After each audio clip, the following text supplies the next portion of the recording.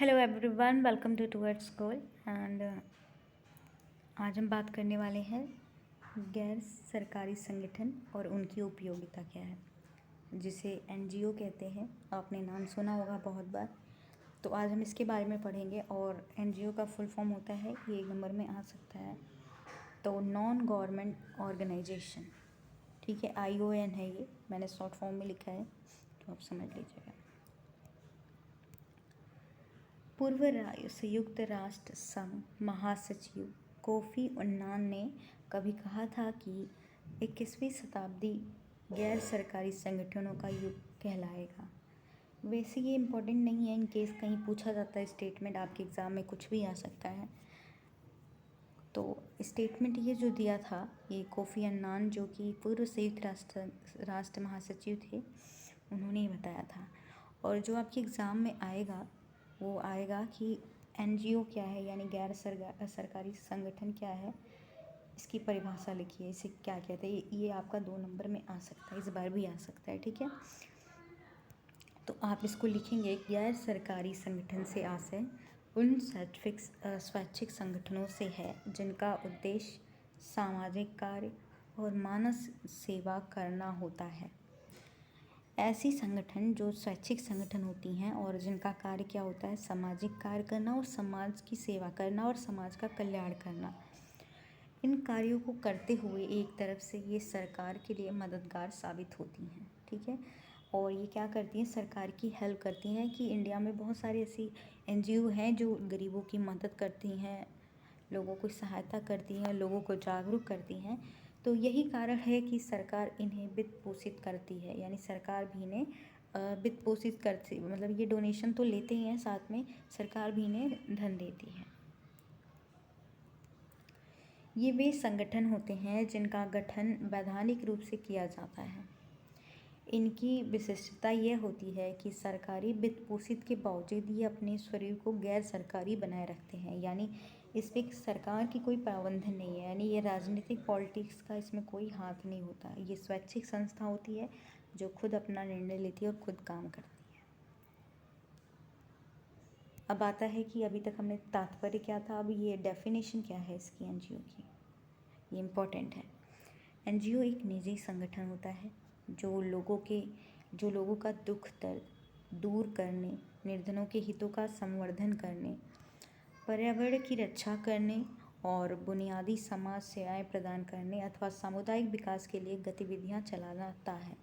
तो ये आपके 1 नंबर के क्वेश्चन में आ सकता है। भारत में 1860 में सोसाइटी रजिस्ट्रेशन एक्ट अस्तित्व में आया और इसके बाद मात्र गैर सरकारी संगठनों का संगठित रूप सामने आया था। जब ये 1 नंबर में आ सकता है कि 1860 में सोसाइटी रजिस्ट्रेशन एक्ट आया था, तो जिसके आने के बाद ही इसका स्वरूप सामने आया एनजीओ का। तो एनजीओ यानी गैर सरकारी संगठन की कुछ विशेषताएं होती हैं जो कि आप, ये भी इम्पोर्टेंट है। यह एक समाज विकास प्रेरित संगठन है जो समाज को सशक्त और समृद्ध बनाने में सहयोग देता है।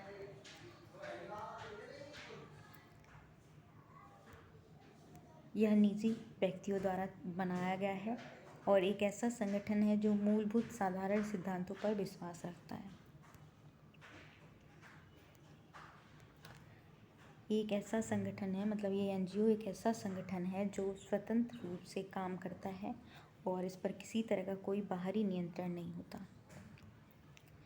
या किसी भी राजनीतिक पार्टी से जुड़ा नहीं होता। जैसे कि मैंने बताया, ये सरकार द्वारा वित्त पोषित, यानी सरकार इसको धन देती है पर सरकार इस पर कंट्रोल नहीं करती है और आमतौर पर जन समुदाय की मदद देने, उनका विकास और कल्याण कार्यों में लगा होता है। ये इसकी उपयोगिता या भूमिका क्या होती है, आपके एग्ज़ाम में आता है।